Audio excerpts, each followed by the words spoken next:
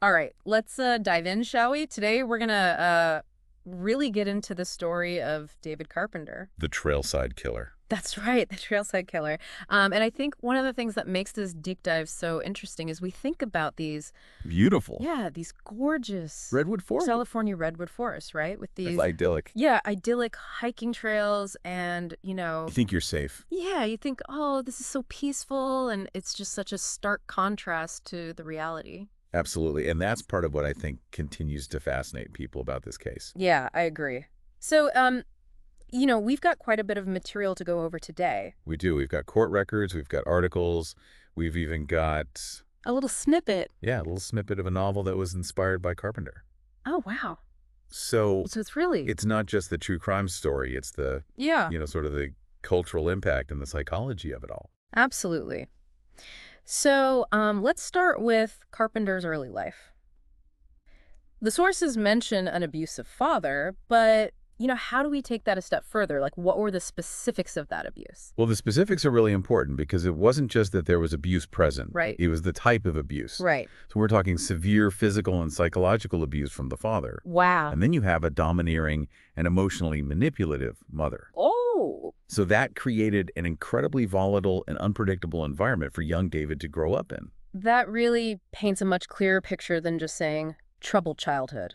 Yeah. Right. So how did that early environment manifest in his behavior? What were some, red flags, I guess? Well, I think one of the most striking things is the animal cruelty. Okay. But it wasn't just, typical childhood mischief. Right. This was deliberate torture. Okay. A real fascination with inflicting pain and having control. Wow. And that wasn't just a phase. That was a deeply disturbing pattern that escalated eventually to the molestation of his cousins. And that's really the key here, right? It's that Yeah. escalation. Absolutely. It's not just that these events happen, but the progression, It's a progression. is Yeah. particularly alarming. Yes. And I think that while escalation is common with a lot of serial offenders, Yeah.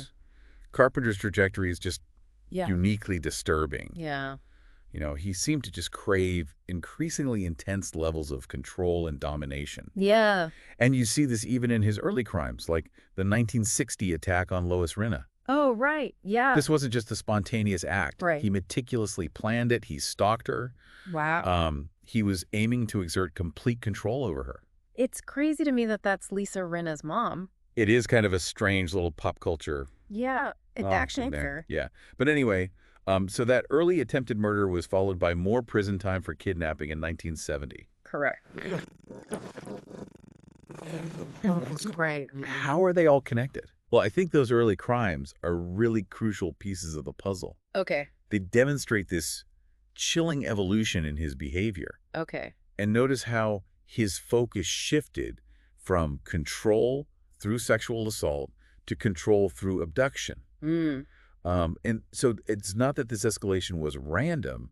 It suggests a growing need for power and a willingness to use increasingly violent means to achieve it. So these weren't just isolated incidents. They were, Stepping stones. yeah, stepping stones toward these later really horrifying acts. Exactly. They really foreshadow that calculated brutality of the Trailside killings. Right. And they reveal this chilling pattern of premeditation Right. and a growing comfort with violence. Yeah, he seemed to get more and more comfortable as he went along. What's interesting, too, is he was even suspected in the Zodiac murders for a time. He was, and that really just adds another layer of intrigue to his story. Yeah, for sure. Although he was ultimately cleared of any involvement in those cases. Correct. But it just goes to show you how much... It shows you how much his crimes... Yeah. Tapped into that cultural anxiety. Yeah, absolutely. Mm. But to really understand, the depths of his depravity, I guess we need to focus on that period between 1979 and 1981, Right. when he really earned that moniker, the Trailside Killer. Exactly. So what do you think is what stands out to you about that period? Well, I think the choice of location is very eerie. It is. State parks, hiking trails, Right. places we think of as, peace and escape. Places where you let your guard down. Yeah, why target those specific areas? Well, that's a crucial element of his MO. Okay. It wasn't random. Right. It was calculated. Okay. Hiking trails offer a sense of isolation. They offer vulnerability. Right. His victims were often alone or in pairs, seeking solitude in nature. Right. So their guard is naturally lowered. Right. And this made them easy prey. Right. And I think it really speaks volumes about his predatory instincts, and his understanding of how to exploit the very environment that people sought for peace. And then there are the victims themselves. We have this list, but these aren't just names. These were real people. Absolutely. Richard Stowers, just 19. Cynthia Moreland, only 18. So young. These were young lives cut tragically short, and it's important to remember that. It is. It's very easy to get caught up in the procedural details of the case. Yeah. But we have to remember the human cost. Yeah. Each victim had a story, dreams of future stolen from them. Absolutely. And that can't be forgotten. Yeah, I agree. It's just awful. And we can't forget the survivors like Stephen Hurdle Right. and incredibly Lois Rinna, again, targeted twice. I know. What does that tell us about Carpenter? Well, I think it speaks to a chilling level of obsession. Right. And this potential pattern of revisiting past victims or locations. Wow. And the fact that she survived both encounters. I know. It's amazing. It is remarkable. Yeah. And it provides invaluable insight into his methods and, the mindset of someone who can inflict such trauma. It's a testament to her strength, that's for sure. Absolutely. So let's shift gears a little bit and talk about Carpenter's methods. He favored a .38 caliber handgun, except in one instance he used a .44. Right. What could that tell us? That's a really intriguing detail. Yeah. Because it suggests that while he had a preferred method, Right. he wasn't entirely rigid. Right. So it raises the question, was the .44 caliber a deliberate choice for that specific victim? Right. Or was it simply a matter of opportunity? And I think that examining those details like the ballistics, Right. the potential reasons behind that change, Yeah. could offer valuable insight into his psychological state during that particular crime. It's fascinating how these little details can Oh, be it's so not sad. revealing. Like a puzzle, right? Yeah, exactly. Yeah. So how do those details, the weapon, the locations, the victim types, how do they all come together to build that psychological profile? Well, it's like assembling a puzzle. Yeah. Right. You have these individual pieces, and each piece represents an aspect of the crimes. Okay. So by analyzing things like weapon choice, investigators can infer things like levels of aggression or premeditation. Mm-hmm. The location can point to the killer's comfort zone, their hunting ground, so to speak. Oh, okay. And the victim selection, that tells us about their desires, Right. the vulnerabilities they're seeking to exploit. So it's not just about catching the killer. It's Right. about understanding. It's the why. Yeah, the why. Why do they do it? Exactly. And profiling really helps law enforcement to anticipate future actions, Right. understand the motivation, Mhm. and potentially prevent further crimes. Right. So, it's a complex and evolving field, Yeah, but it definitely played a significant role in bringing Carpenter to justice. absolutely. And he was ultimately convicted in 1988 and sentenced to death. He was. But the legal proceedings weren't exactly straightforward. Right. Why was that? Well, serial killer cases are notoriously complex. And with Carpenter, there were separate trials for different murders. Right. There were issues with jurisdictional boundaries. Oh, There were even overturned convictions due to juror misconduct. really? Yeah, these cases often involve just mountains of evidence, Right. intricate legal arguments, Wow. years of appeals. Yeah. It sounds very complicated. It's a long and arduous process. Yeah. But it really is a testament to the dedication of law enforcement and the legal system that despite those challenges, justice was served. For sure. And even after a conviction, there can be lingering questions. Absolutely. Like that 2009 DNA evidence linking Carpenter to the unsolved murder of Mary Frances Bennett in Right. San Francisco. That was a huge development It was, yeah. because it was a reminder that these cases don't always end neatly. No, they don't. The possibility of more victims, even decades later, Wow. adds another layer of complexity, and it really underscores the enduring impact of these crimes. For sure.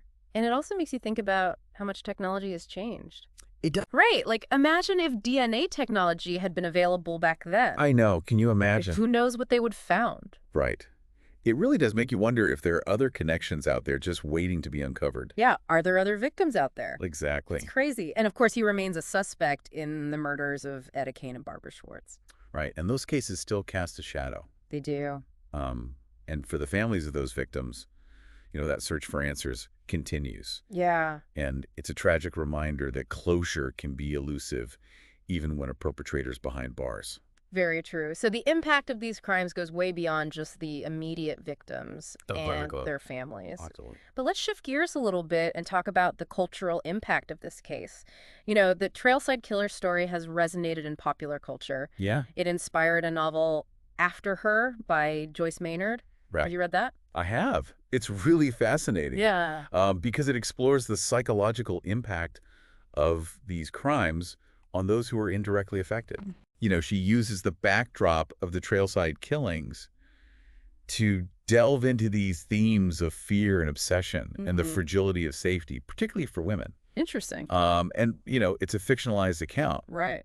But it really captures that pervasive anxiety that can grip a community Oh, yeah. in the wake of such horrific events. Absolutely. And then you've got all these true crime TV shows that have featured Carpenter's case. Oh, so many. The New Detectives, Born to Kill, very scary people. Yeah, all the big ones.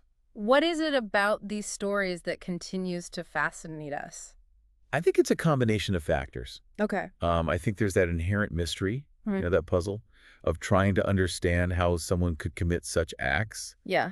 And then I think there's also this desire to confront her own fears. Right. To explore the dark side of humanity. Right, from a safe distance. From a safe distance. Yeah. Exactly. It's almost like this morbid curiosity, Uh-huh. but also this way to try to make sense of the senseless. Right. You know, It's hard to wrap your head around it. it is. Yeah. But I think while there's a risk of sensationalizing these crimes, Sure. I think there's also value in examining them. Okay.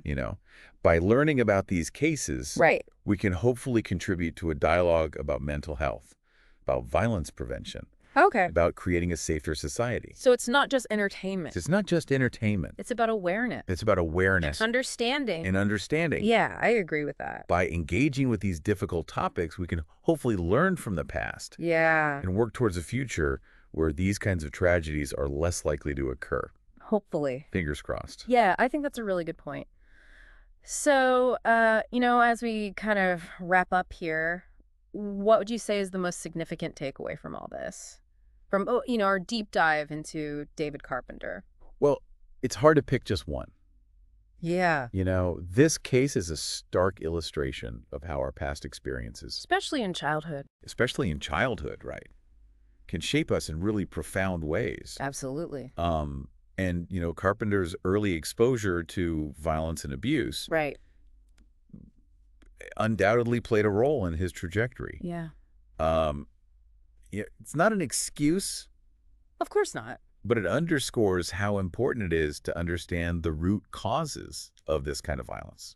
So it's not just about punishing the guilty. No. It's about It's about looking at those systemic factors. and trying to prevent it Exactly. happening again. If we want to prevent future Trailside killers, Right. we need to address those issues. Absolutely. Hmm.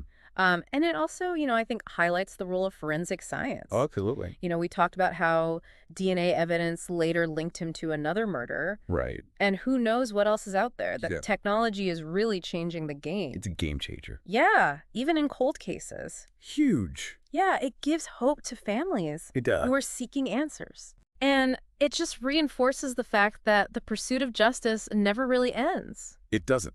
It's ongoing, Yeah, it's a process for sure. for sure. And, for me, it's also a reminder that there's still so many unanswered questions. Oh, yeah. Carpenter remains a suspect in other murders. Right, could be more victims. Could be more victims. And even just, what was going through his mind during those crimes. What was his motivation? Yeah. Did he ever express remorse? Exactly. I mean, these are questions that we may never know the answer to. Right. And I think that's part of what makes this case so unsettling. Yeah, you're left with this, unease. It's like this lingering Yeah. feeling. Incompleteness. Yes, exactly. Yeah, it's creepy. It's creepy. And I think that's the point, Huh. Oh, okay. It's a reminder that there is this darkness Right. that we can't fully comprehend. Yeah, some things we just can't understand. We can analyze the facts. Right. We can try to understand the psychology. Right. But there's always going to be this element. Yeah. This mystery. That we'll never know. Yeah. Okay, so before we go, I want to touch on one more thing we talked about a little earlier, the cultural impact. Yes. This case has inspired books and TV shows and just countless conversations. For sure. Why do you think the story of David Carpenter continues to resonate with people all these years later? I think it taps into a primal fear. Okay. That fear of the unknown, the fear of being vulnerable in seemingly safe spaces. Right, like you're out hiking in the redwoods. Exactly. Carpenter shattered that illusion of security Right. that we associate with nature. Yeah. You know, those hiking trails, the redwood forests, Right. It's supposed to they represent escape, Yeah, tranquility. tranquility, exactly. And he violated that. He did. Yeah, he turned it into something terrifying. It became a place of terror. Yeah, so it's no wonder it continues to fascinate and horrify people. Absolutely. But despite all the darkness, Right. there are some glimmers of hope, right? There are. I mean, right. the survivors, Resilience. the ongoing pursuit of justice. Yes. You know, the fact that we're even having this conversation Yes. shows that, We're trying to learn. we're trying to learn. We're trying to understand, Yep. and we're trying to prevent these things from happening again. Well said. I think that's a great place to leave it. Yeah. This has been such a fascinating It has. and thought-provoking deep dive. It really has. You know, we've gone way beyond the headlines. We have. Delved into the psychology, explored the cultural impact, Absolutely. and it's definitely a story that stays with you. It does. It really does. So thank you so much for joining us on this journey My pleasure. into the unsettling world of the Trailside Killer. It's been a wild ride. It has been. It's been a deep dive we won't soon forget. I agree with that. And to all our listeners out there, thank you for tuning in, and we'll see you next time.